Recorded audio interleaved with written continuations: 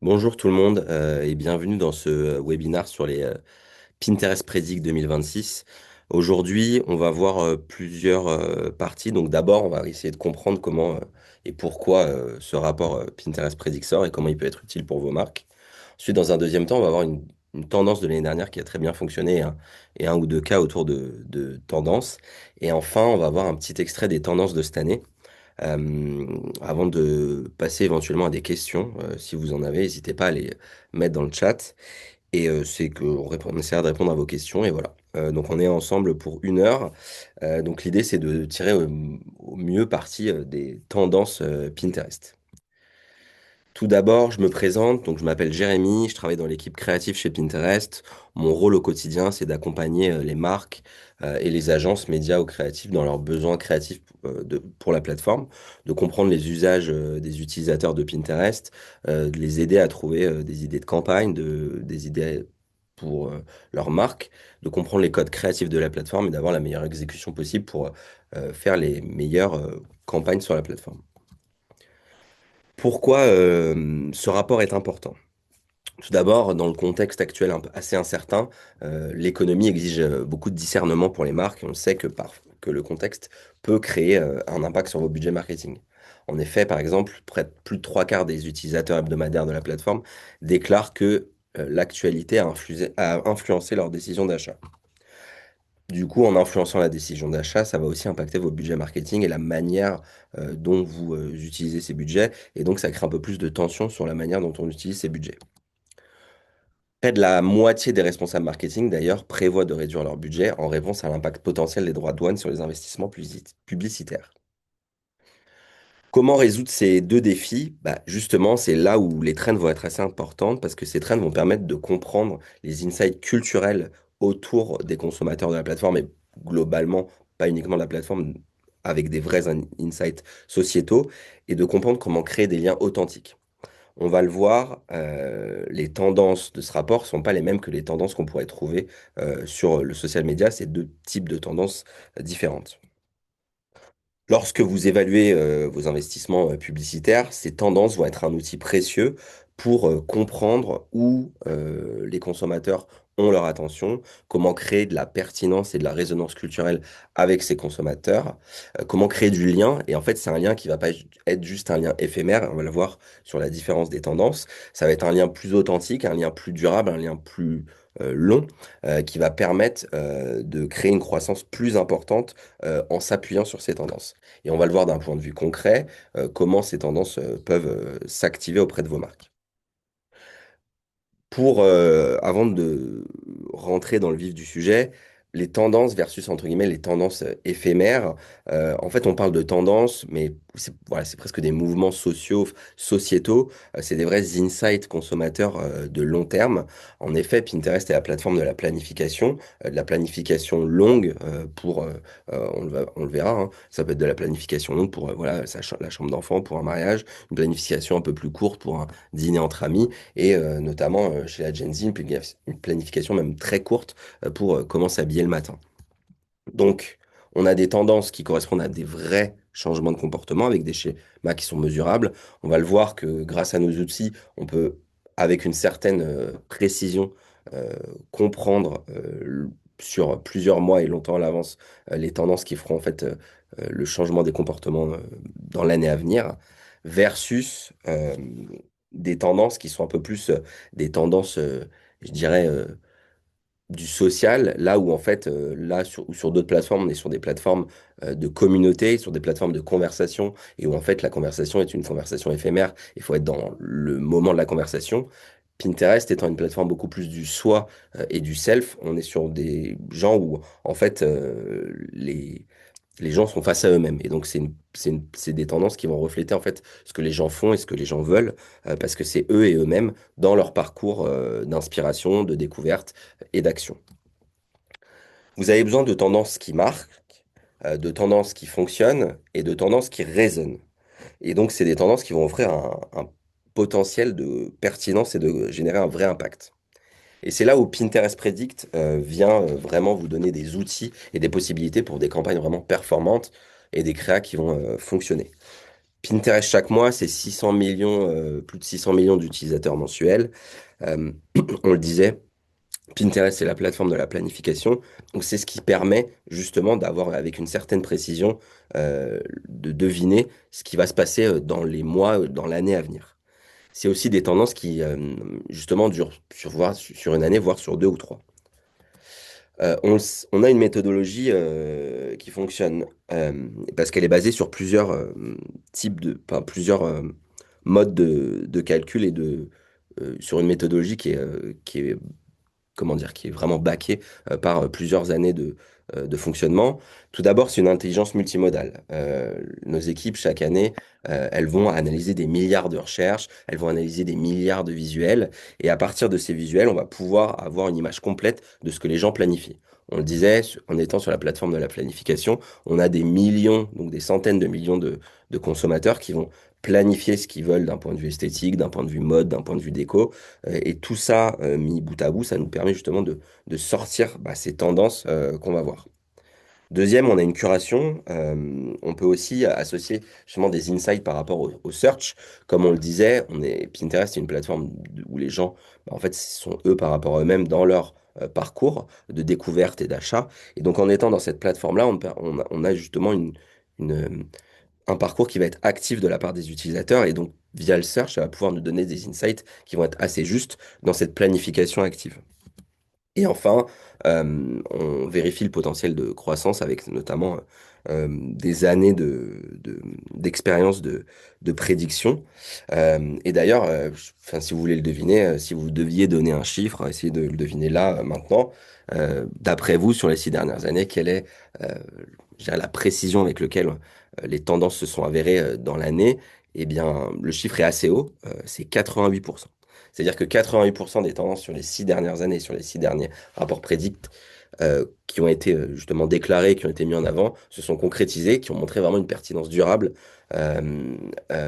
avec une croissance dans le domaine notamment des recherches liées à ces tendances, des enregistrements de pins, des boards, etc.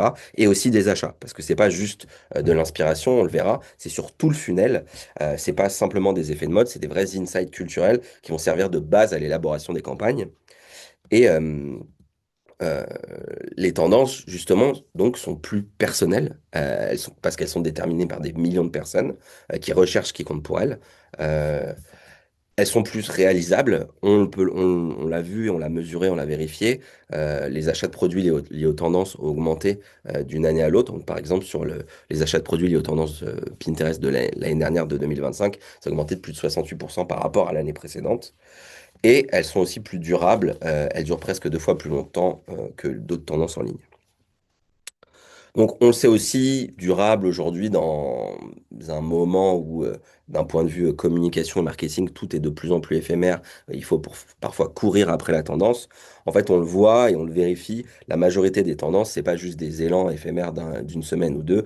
On le voit et on l'a vérifié, c'est sur plusieurs mois, voire parfois plusieurs années. C'est-à-dire que certaines tendances ont des trends qui durent plus d'un an et on vérifie l'année d'après qu'on trouve encore des signaux dans des créations de produits dans du visuel, dans de la mode, plein de catégories. Et c'est là aussi où c'est assez intéressant, c'est que ces tendances, c'est pas juste des tendances qui vont raconter quelque chose d'un point de vue uniquement esthétique, c'est qu'on peut les appliquer, comme on le verra plus tard, à toutes les catégories. Voyons un peu en détail une tendance qui avait été donc révélée en décembre 2024 et qui faisait partie du rapport Prédict 2025. C'était Cerise Mania. En anglais, vous l'avez peut-être lu sous le nom de Cherry Coded. Alors, cette tendance, c'est vraiment tout ce qui va toucher à la cerise, mais c'est pas justement la cerise d'un point de vue uniquement goût. Ça va transcender les catégories. On l'a vu dans les recherches, le nombre de recherches totales liées à la cerise a augmenté 65%. Et si ça a commencé à la base sur l'esthétique rouge cerise, ça c'est pas arrêté au rouge cerise. Ça allait encore plus loin, ça allait jusqu'à la boisson sur le martini cerise.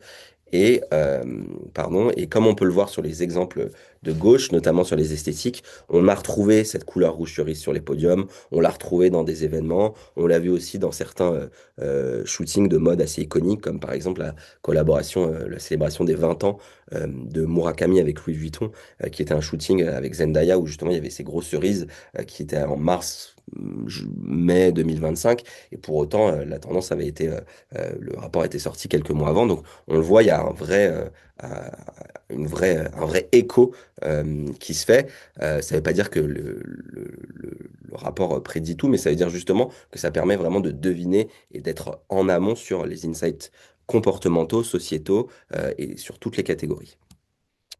C'est pas uniquement sur de l'inspiration, c'est aussi sur de la planification. On a eu une augmentation liée à la Cerise Mania, des enregistrements du coup de pin et de board, une augmentation de 170%. C'est plus uniquement passif, c'est actif, c'est-à-dire que ça va plus loin que juste de l'esthétique rouge. On l'a vu aussi sur des gens qui, une augmentation de plus de 245% sur cheveux rouges cerises, les rouges à lèvres, donc sur des produits de beauté, et même, s'il y a des Italiens, ce sera peut-être une hérésie, mais sur les recettes de tiramisu à la cerise. Donc, on peut le voir, c'est vraiment sur toutes les catégories. Et on en parlait au début, c'est pas uniquement de l'inspiration, c'est pas uniquement que des choses, c'est aussi, c'est pas que des choses d'action d'un point de vue personnel. On le voit, ces tendances sur la plateforme, c'est vraiment en full funnel et c'est aussi de la planification qui se transforme en achat et donc en conversion et en clic. Donc c'est vraiment sur tout le funnel. Plus de 76% de conversion liées à Cerise Mania, donc d'une année à l'autre. On le voit, il y a eu des produits, donc on parlait de la collaboration Vuitton, mais également vous avez peut-être vu passer ce Magnum Double Cherry qui était sold out, ou ces fruits cerises avec du chocolat. C'est voilà, il y a eu une forte intention. Ça a stimulé les achats dans toutes les catégories. Ça a entraîné sur la plateforme une augmentation des clics et des conversions. Il y a eu des augmentations sur le vernis, sur les décorations, sur des accessoires cerises. Voilà, il y en a eu vraiment partout. Et on a eu un cas qui est intéressant, qui était un peu un match parfait. C'est que quelques mois après la sortie du rapport Prédic 2025 et donc de la sortie de cette tendance Cerise Mania, il y a eu la sortie du produit de L'Oréal Vitamino Color Spectrum. Et donc concrètement, c'est là un exemple concret de ce à quoi sert une tendance et comment s'exprime une tendance sur la plateforme. On le voit, en fait, ça va vous permettre, en étant sponsor de cette tendance, d'apposer ce badge sur vos créas, sur vos pins sur la plateforme, et justement de l'utiliser full funnel sur tous les touch points full funnel de la plateforme. Donc de l'awareness jusqu'à la conversion, vous pouvez apposer ce badge, et en fait, ce badge va créer de la résonance culturelle, puisque c'est des choses que les consommateurs vont déjà chercher, et cette résonance culturelle, cette résonance avec les insights des consommateurs, permet justement euh, d'augmenter le taux d'engagement et donc en augmentant le taux d'engagement justement de rendre vos marques plus pertinentes euh, auprès voilà, auprès de vos audiences. Il y a aussi une option, et ça, elle est intéressante, et on va le voir dans le cas d'après, où en fait on peut sortir de Pinterest et où en fait ce badge va devenir aussi un outil de résonance culturelle auprès de vos touchpoints digitaux, donc des newsletters, sites internet, même sites Amazon, voilà, sites e-commerce. Et dans certains cas aussi encore un peu plus poussés, on peut même imaginer des situations où ce badge va inspirer des activations événementielles, et on va le voir dans le cas d'après. Le full funnel de ces tendances, c'est pas des paris, c'est vraiment une manière d'augmenter le ROI de vos campagnes. C'est vraiment des résultats concrets. Les marques qui ont, entre guillemets, sauté dans ces tendances n'ont pas juste regardé de loin et se sont un petit peu inspirées. Elles ont vraiment embrassé la tendance, elles ont utilisé le badge, elles ont créé des événements et des campagnes créatives autour de la tendance. Elles ont embrassé ce que racontait la tendance et donc ça permet de faire un placement qui offre un meilleur ROI. Le cas dont je voulais vous parler, qui est vraiment full funnel, c'est le cas de Pinterest et Marriott. Donc Marriott que vous connaissez peut-être, qui est cette chaîne d'hôtels, Marriott Bonvoy, et ils ont utilisé la tendance qui s'appelait Peak Travel. Il me semblait que c'était vacances au sommet, la traduction française, donc voilà, Peak Travel. Donc c'était cette tendance qui racontait un peu le grand air, le côté un peu aventure. Et donc qu'est-ce qu'ils ont fait? Eux, ils ont vraiment utilisé à 360 la tendance Peak Travel. Ils avaient une vraie stratégie multicanale. Ils ont commencé par s'assurer un des emplacements les plus exclusifs et les plus premium euh, de la plateforme, qui s'appelle le Premier Spotlight. Donc c'est à l'ouverture de l'application, vous avez cet espace où vous avez cette vidéo, et donc voilà, ils ont mis leur vidéo, leur créa, et cette créa, voilà, adaptée avec la tendance, donc une copie qui est adaptée au Peak Travel, le badge, euh, et donc une vraie créa bah, donc premium. Ensuite, ils ont utilisé un ciblage sophistiqué qui était basé autour des recherches justement de Peak Travel, qui était basé autour des insights d'audience de Peak Travel, afin que que les consommateurs, les utilisateurs de la plateforme qui avaient une vraie intention de voyager soient les plus touchés euh, par leur campagne. Et enfin, ils ont utilisé des formats UGC assez natifs grâce à des jeux de concours euh, sur Pinterest. Et donc, ces jeux concours permettaient justement d'avoir des créas de qualité et des UGC de qualité avec soit des créateurs, soit des utilisateurs autour de la tendance Peak Travel et autour de leur marque. Et là où c'est intéressant, c'est qu'ils ne sont pas arrêtés au numérique. Ils ont fait le lien entre ce qui se passait sur Pinterest et une activation offline. Donc, ils ont créé une conciergerie Peak Travel. Et en fait, ça permettait aux gens qui étaient à New York, donc ils ont créé un vrai comptoir éphémère, ça permettait d'avoir des cadeaux et des expériences autour de cette tendance Peak Travel et cette conciergerie. Donc, proposer des cadeaux, des escapades. Ça a créé justement des moments avec les consommateurs, avec les utilisateurs, et ça a permis vraiment d'amplifier le reach de la campagne numérique. Donc c'était un vrai complément et donc c'était une vraie activation multicanal. Parlons un peu des résultats. Et en fait, les résultats, bah, ils parlent d'eux-mêmes. Et donc, on le voit, hein, et c'est pas le seul cas, on en a plein. L'utilisation d'une tendance et l'utilisation multicanale de ces tendances, de ce badge, le sponsoring d'une tendance permet d'augmenter la notoriété de marque par rapport à la catégorie, donc x15 dans le cas de Marriott Epic Travel. Et en fait, aussi, on a une association du message de x5. C'est-à-dire que, qu'est-ce que ça veut dire? Ça veut dire que c'était pas juste de la notoriété de marque. Les gens se sont pas juste souvenus du fait que c'était Marriott, ils se sont souvenus que Marriott, dans cette campagne précise, était un spécialiste de l'aventure en plein air. Donc un spécialiste en fait du peak travel. Donc l'association a vraiment créé cette résonance culturelle et a créé cette spécialisation de la marque qui s'est adossée à cette tendance. Donc l'adoption des tendances ou l'utilisation des tendances permet vraiment de créer un écho de la marque avec les audiences et de créer et elle crée un vrai engouement auprès des consommateurs parce que du coup après ils associent votre marque à la tendance et donc ça crée cette résonance culturelle et ça crée un lien qui est beaucoup plus fort et beaucoup plus authentique. Trois enseignements clés de la réussite de Marriott. Tout d'abord, l'adoption des tendances en amont permet de devancer la concurrence. Donc en fait, en étant les premiers, c'est un peu du first come, first relevant. Donc en étant les premiers à utiliser ces tendances, en fait vous devancez la concurrence parce que vous montrez que vous êtes les premiers à être les plus pertinents sur votre catégorie en vous adossant à une tendance de la plateforme. Ensuite, en utilisant les formats Pinterest native, donc on l'a vu là, il y avait du Premier Spotlight, et en l'utilisant vraiment sur le full funnel, ça permet de découvrir sous plusieurs étapes, donc que ce soit de la considération ou de la conversion, à plusieurs étapes, on comprend que votre marque, elle est pertinente euh, pour vos audiences. Et enfin, vous pouvez créer un vrai pont entre ce qui va se passer sur le numérique et du physique pour amplifier l'impact de vos campagnes. Voilà, on a vu la méthodologie, on a vu deux cas, Cerise Mania, Cherry Coded et Peak Travel qui ont fonctionné. Maintenant, on va regarder quelques tendances, je dirais, de l'année à venir.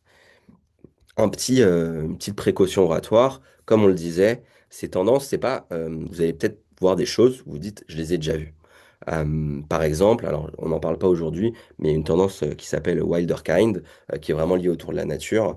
Bah donc voilà, le rapport est sorti en décembre. Si vous avez regardé le défilé Dior haute couture cette semaine, vous verrez que le thème c'était la nature. Et en fait, on le voit dans ce que ça raconte, ce que la tendance raconte dans le rapport et par exemple le défilé haute couture cette semaine de Dior, en fait, qui a un vrai écho sur ce que ça raconte, ce que la tendance raconte par rapport à ce qu'on voit dans le défilé et ce truc, ce lien de retour à la nature dans les esthétiques, dans les accessoires. euh, donc c'est un exemple parmi d'autres, hein. Mais voilà, le défilé Chanel des métiers d'art dans le métro avait aussi cet aspect Wilder Kind. Donc voilà, donc on voit déjà des signaux parce qu'en fait, comme on le disait, c'est une plateforme de la planification. C'est pas des tendances qui émergent euh, d'un coup et qui sont entre guillemets des tendances comme on pourrait le dire, du social avec des conversations qui explosent d'un coup et sur lesquelles il faut être. C'est des tendances qui révèlent des insights sociétaux et comportementaux de fond. Donc il y a des choses qui étaient déjà là ou qui sont déjà là, mais ce que permet de dire ce rapport, c'est que ça va exploser cette année et que utiliser la tendance ou embrasser la tendance va vous aider va aider vos marques à exploser et à être beaucoup plus pertinent d'un point de vue culturel et d'un point de vue comportemental pour vos audiences et vos consommateurs. Première tendance, l'âge de glace, Cool Blue. C'est pas juste une tendance. Alors, cette tendance, elle est intéressante parce qu'elle a deux angles. Il y a à la fois cet angle bleu glacier qu'on verra d'ailleurs parce que cette tendance se retrouve aussi dans la palette, mais c'est aussi le froid. Donc, c'est tout ce qui va être à la fois autour de l'esthétique du bleu, de ce bleu glacier. Donc, c'est un bleu qui est assez léger. Euh, Peut-être que vous aviez vu cette paire. Une paire de, je crois que c'est New Balance qui a sorti une paire assez limitée, qui était autour d'une couleur bleu glacier. On va avoir du maquillage qui va être givré. Donc il y a vraiment tout ce qui va être autour du bleu, donc ce bleu de glace. Et c'est pas uniquement le bleu, c'est aussi la glace pure. Donc ça va être tout ce qui va être autour du froid. Vous avez peut-être vu au moment de Noël.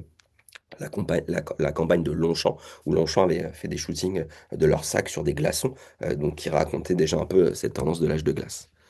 Donc, qu'est-ce que ça veut dire concrètement? On le disait, ça peut être toute catégorie confondue. Donc, d'un point de vue produit, vous pourriez créer des produits avec ce bleu glacier. Pour les shootings de vos produits, vous pourriez créer et ajouter ce bleu. Pourquoi pas, ça peut être créer des accessoires autour de ce bleu. Euh, sur l'alimentation, euh, au-delà du bleu et du curaçao, c'est aussi aller sur des choses froides. Donc, par exemple, les boissons. Beaucoup de boissons. Leurs perfect serve c'est souvent avec de la glace. Donc, pourquoi pas utiliser toute tout cet esprit de glace. Euh, Après, il est aussi possible, pourquoi pas, de créer des associations alimentaires. Imaginez du Cool Blue avec du cerise de l'année dernière. Donc ça, c'est des choses pour aller encore plus loin. Mais en tout cas, voilà, si on reste sur une approche plus première uniquement autour du Cool Blue, ça va être à la fois cette esthétique du bleu glacier et à la fois ce froid. Donc ça peut être aussi des shootings dans des lieux froids, ça peut être mettre en avant justement ce froid. Vacances touristes, en anglais Dercation. Donc celle-là, elle est intéressante. C'est pas justement uniquement prendre un billet d'avion pour aller très loin et faire monter son adrénaline. C'est aussi parfois sortir de sa zone de confort, mais sur des choses qui vont être plus proches de chez nous. Donc ça peut être aller faire de la randonnée ou de l'escalade à 2 heures de train. Ça peut être tenter ou se mettre à faire de la course et aller faire un marathon ou un ultra trail. Aller assister à des événements sportifs. Alors l'année 2026, il me semble, est assez riche en événements sportifs. Donc ça peut être s'associer, si on est partenaire d'événements sportifs, que ce soit locaux, régionaux ou globaux, ça peut être s'associer à ces événements avec cette traîne pour montrer qu'on pousse nos consommateurs à sortir de leur zone de confort. D'une manière assez évidente, l'hôtellerie, la restauration, les voyages, ça va être sur les choses sur lesquelles cette traîne vacances touristes va aller un peu en premier, ce côté aventurier. Si on pense d'un point de vue mode, par exemple, si on veut sortir et faire un pas de côté, ou alimentation, ça peut être pourquoi pas aussi imaginer des goûts, des associations inattendues, euh, penser à des plats qui se cuisinent à l'autre bout du monde et les faire essayer à des audiences basées en France. Donc voilà, donc c'est vraiment aller oser, aller essayer sans forcément partir très loin, mais en tout cas sortir de sa zone de confort et voilà, entre guillemets, pousser le risque pour ses vacances. Autre tendance, shoe business.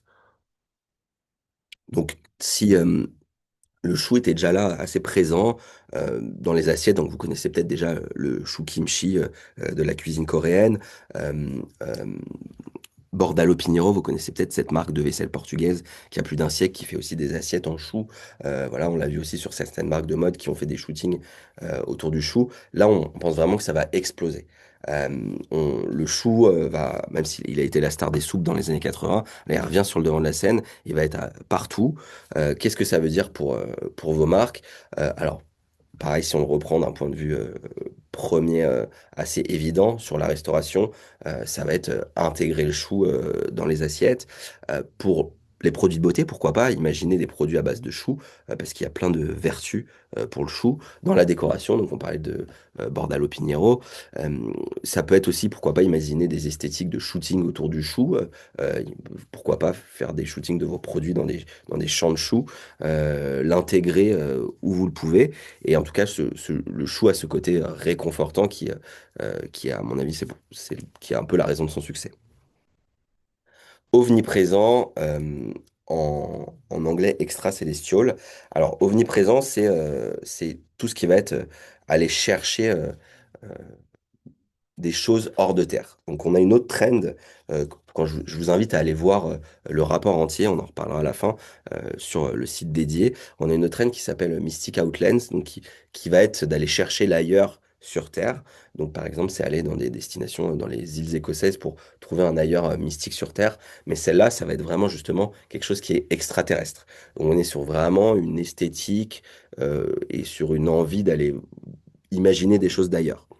Donc c'est l'ailleurs, à la fois sur l'ailleurs très lointain d'un point de vue lieu et parfois d'un point de vue temps, parce que c'est aussi tout ce qui va être autour du futur, donc des choses assez futuristes.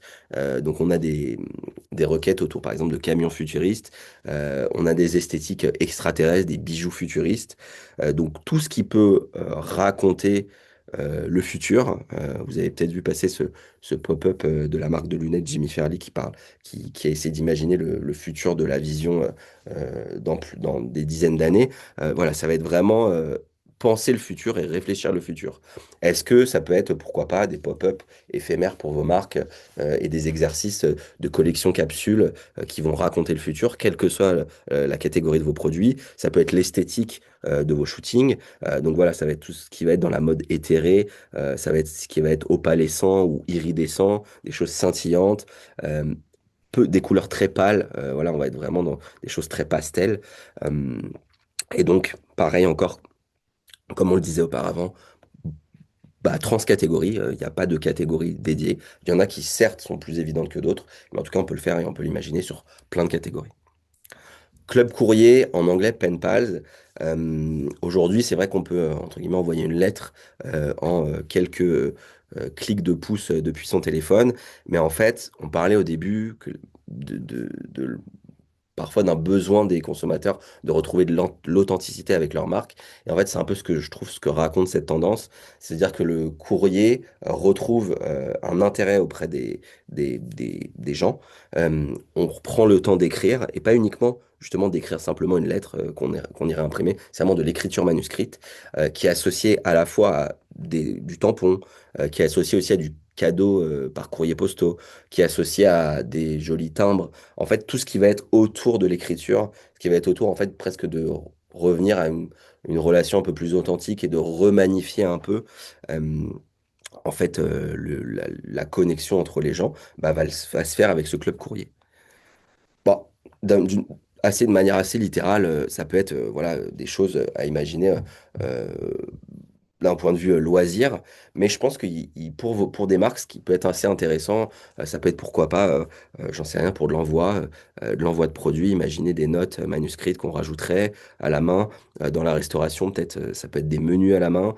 Euh, si on veut aller encore plus loin, pourquoi pas imaginer, si on est une marque, un canal d'écriture entre sa marque et des consommateurs, on pourrait avoir une sorte de boîte aux lettres sur laquelle les gens pourraient nous envoyer du courrier, un peu comme en tant qu'enfant on écrivait au Père Noël. Là, en fait, on pourrait écrire à la marque, on pourrait, pourquoi pas, répondre. Imaginer un service, ressortir un service, réimaginer des services consommateurs qui se passeraient via une écriture manuscrite. Et donc, ce serait plus juste un formulaire de contact, mais on pourrait rajouter une adresse mail, recréer une connexion authentique.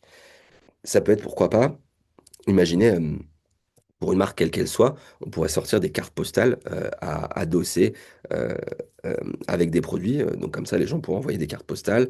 Voilà, il y a plein de choses, je pense, à imaginer, quelle que soit la catégorie et quelle que soit en fait l'industrie dans laquelle on est, qui serait autour justement de cette écriture manuscrite, de ce retour à un lien plus authentique euh, entre les consommateurs et entre les marques et les consommateurs.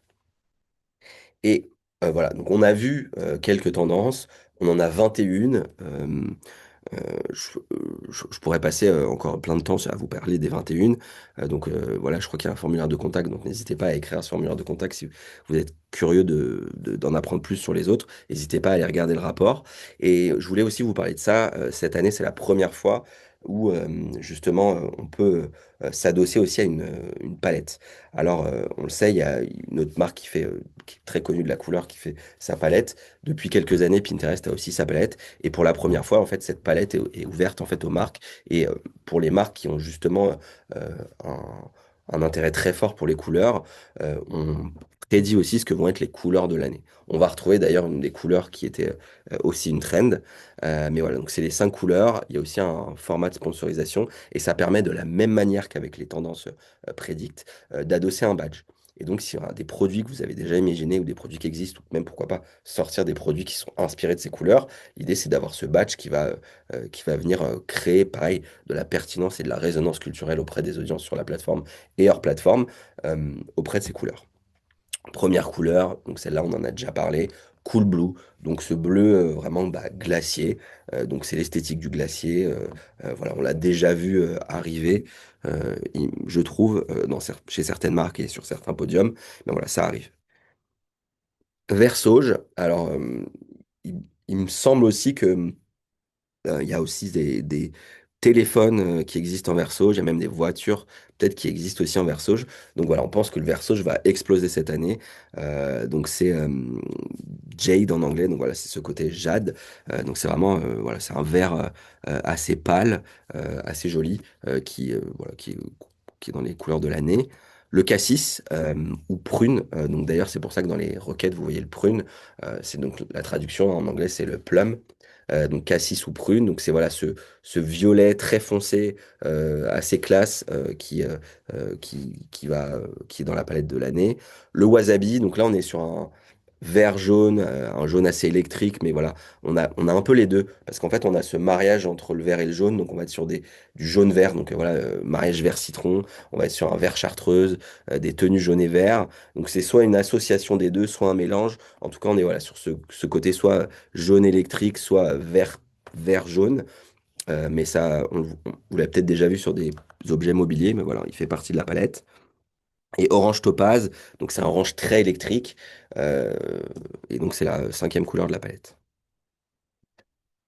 Donc on a maintenant ça nous amène à comment bien commencer avec les Pinterest Predict.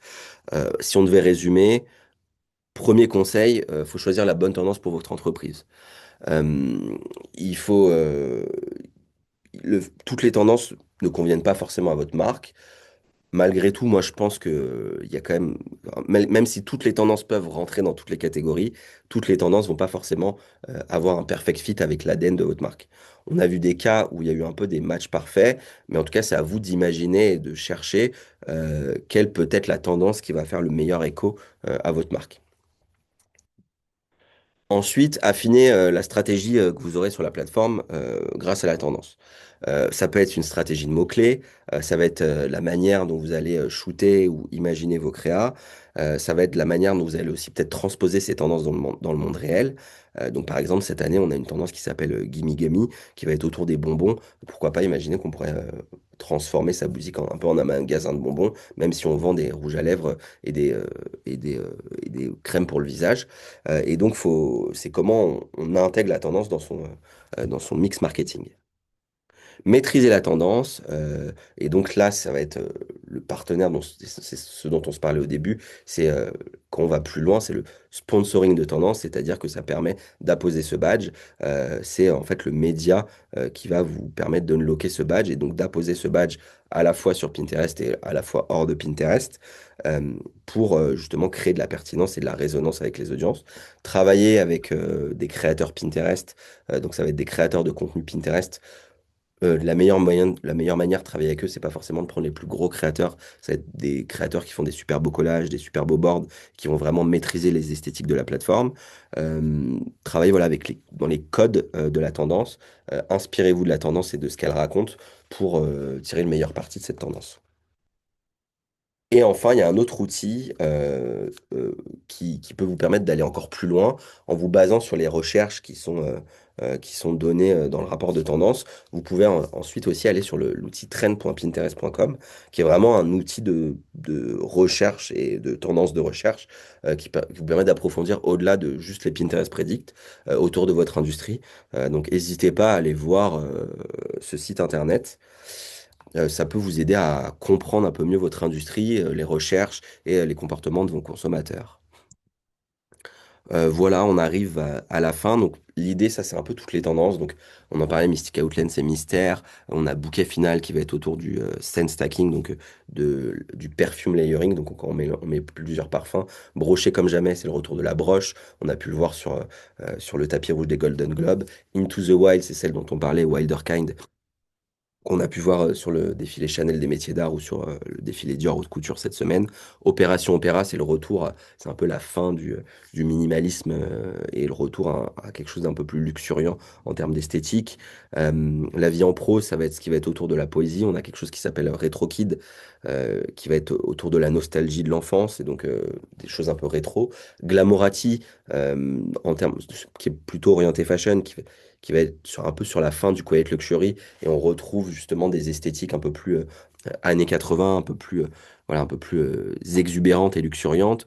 On en a une néo-déco qui va être le retour de l'art déco, et d'ailleurs, je pense que c'est par hasard, je sais pas si vous avez vu, mais au Musée des Arts Décoratifs à Paris, il y a une exposition sur les 100 ans des Arts Déco. Et donc cette année, il y a une des tendances du rapport qui est néo-déco, qui est vraiment le retour à une esthétique plus avec des formes géométriques, du laiton, donc un peu la fin de ce minimalisme scandinave qu'on pouvait avoir et qu'on pouvait connaître et voir un peu partout dans les coffee shops ou les restaurants. Là, on revient à quelque chose d'un peu plus justement art déco.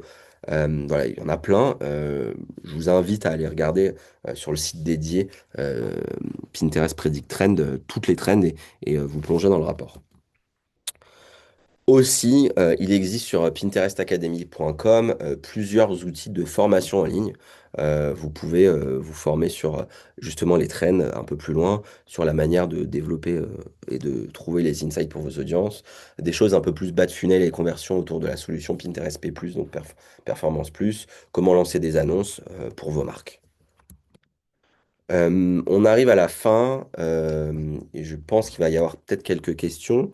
Euh, on va voir s'il y a quelques questions. Euh, je vous invite bah, j'espère que ça vous a plu. N'hésitez pas à scanner le QR code pour répondre au formulaire. Je vois qu'il y a des questions. N'hésitez pas à écrire des questions. La question qui revient, c'est comment obtenir un badge. Alors, le badge s'obtient, il est attaché à des campagnes médias. C'est-à-dire que pour un certain niveau de spend média, vous aurez accès au badge pour 3 mois ou un an ou plus longtemps en fonction du niveau. Pour les rate cards, je les ai pas en tête, donc je vous invite à utiliser le formulaire de contact pour ça. Et en fait, le badge va s'apposer un peu automatiquement suite à un niveau d'investissement média. Ce qu'il faut savoir et ce qui est important, c'est que quand vous décidez de sponsoriser une trend et d'apposer un badge, en fait, vous avez le badge pour votre catégorie. En fait, aucun autre annonceur de la même catégorie ne peut utiliser le badge. Donc, c'est vraiment, vous avez l'exclusivité sectorielle et catégorielle pour votre badge et pour votre tendance. Est-ce qu'il y a d'autres questions? On peut l'avoir est-ce que vous pouvez avoir le badge en organique? Bah, en fait, si vous avez une campagne média attachée, après, il pourra vivre sur vos boards, mais normalement, il est attaché qu'à une campagne paid, justement. Il faut vraiment avoir cette sponsor. Je vais laisser 2 minutes s'il y a d'autres questions. Donc le badge est bien attaché à justement cette sponsorisation média.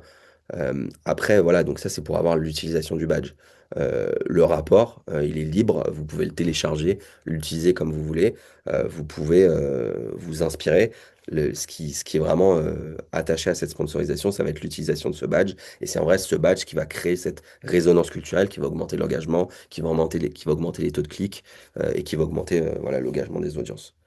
Euh, Est-ce qu'on peut mixer des tendances? Peut-on mixer deux tendances actuelles ou plutôt se concentrer sur une seule? Moi, je suis assez fan des choses qui sortent un peu d'un point de vue créatif et d'un point de vue marketing ou communication, qui sortent justement de l'ordinaire. Je pense qu'il est possible, alors d'un point de vue légal, interne, je ne sais pas. Moi, je trouve qu'il serait intéressant de mixer deux tendances parce que genre, je trouve que ça peut créer quelque chose d'assez unique et que j'ai pas de cas en tête où ça a été fait. Après, si vous avez des produits ou des éléments de votre marque qui sont, entre guillemets, je dirais, naturels avec une tendance, c'est mieux de se concentrer sur une seule. Mais si vous voulez aller très loin, voilà. Après, si vous n'avez jamais utilisé tendance, commencez par une seule et on essaiera d'en mixer deux. Pour la sponsor couleur palette, c'est un peu le même fonctionnement. C'est un certain niveau d'investissement média qui va déclencher l'utilisation du badge. Après, pareil, la palette, elle est libre d'accès. Ça ne veut pas dire que si vous n'avez pas un produit, ou que vous imaginez un produit que vous voudriez sortir pour des accessoires ou pour, pourquoi pas même des menus ou des cocktails ou des boissons, ça ne veut pas dire que vous ne pouvez pas vous inspirer de cette palette. Voilà, vous pouvez vous en inspirer. C'est toujours l'idée de ce badge qui va être lié à une sponsorisation.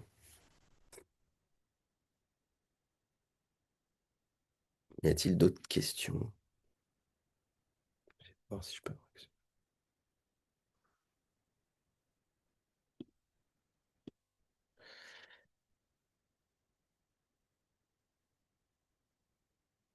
Pas d'idée.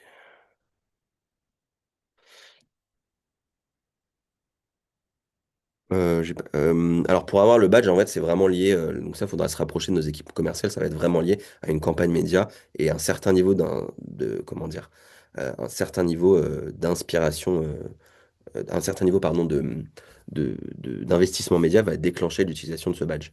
Le badge, en fait, en fonction des campagnes, quand vous allez utiliser les campagnes, euh, enfin voilà, avec nos équipes, vous allez travailler, vous aurez les fichiers pour l'avoir. L'idée sera de se positionner. En fait, il y a deux choses, se positionner sur une tendance et le combiner avec une couleur de la palette, vous pourriez. Je pense que c'est quand même malgré tout deux messages assez différents euh, et qu'il est mieux de se focus sur soit une tendance de la prédicte, soit une couleur de la palette. J'entends que ça pourrait être. On a une couleur et une tendance qui est un peu dans les deux parce qu'elle est vraiment grosse. Mais voilà, l'idée c'est de se focus sur les deux. Sur la rate card, je vois sur une question sur les prix. Je vous invite, moi je suis dans l'équipe créative, donc j'ai pas forcément accès au rate card. Je vous invite, n'hésitez pas à utiliser le formulaire de contact si vous êtes intéressé, à remplir aussi le QR code de l'enquête. Euh, et euh, et n'hésitez pas à nous contacter et des équipes commerciales reviendront vers vous. En fait, voilà, comment on fait pour pouvoir prédire? Bah, comme on le disait sur la méthodologie, en fait, comme on est sur une plateforme où il y a des centaines de millions d'utilisateurs, on travaille à la fois avec enfin, on travaille avec des cabinets de tendance qui permettent justement d'extraire de la data et justement de ces comportements prédictifs, parce que comme on est sur la plateforme de la planification et la plateforme du soi, ces comportements prédictifs de dizaines, centaines, millions de personnes, de milliards de recherches, de milliards de recherche visuelle, de milliards de pins mis sur la plateforme, nous permettent justement d'avoir euh, cette science de la prédiction. Euh, voilà, je vais, je vais vous laisser. Merci à tous pour votre attention aujourd'hui. J'espère que ça vous a plu. Je vous invite à aller regarder le rapport de tendance. Si vous avez plus de questions, n'hésitez pas à utiliser les formulaires de contact, à remplir le QR code de l'enquête et à vous rapprocher de nos équipes commerciales si vous avez plus de questions sur les tendances. Merci à tous pour votre temps et pour votre attention aujourd'hui et je vous souhaite une bonne fin de journée, une belle semaine.